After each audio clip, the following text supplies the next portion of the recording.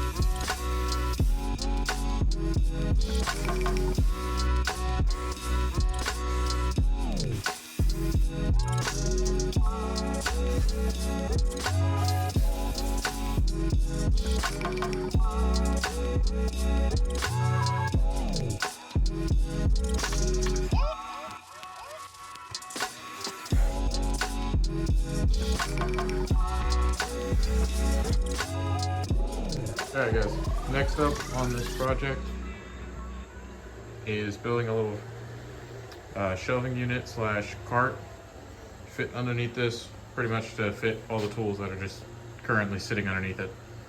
So that's what we're doing now. Shouldn't be too hard, just some dollies, or not dollies, some wheels and some heavy duty drawer hardware. So let's build that.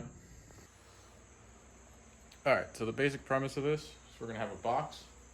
We're going to have legs down to just 3-wall box, because then we're going to have a drawer on the front with the hardware underneath. So we're going to square this up. Then we'll find the length we want for the legs to the ground with casters on them. And then we'll frame out the bottom. And then add our legs, connect the two, and then we'll figure out our drawer hardware. And this is just going to have a top. So it's pretty much just making like a box with a drawer, and we're just putting casters on the bottom. So it's nothing crazy. Let's do the box, and then I'll show you how we're doing all the rest.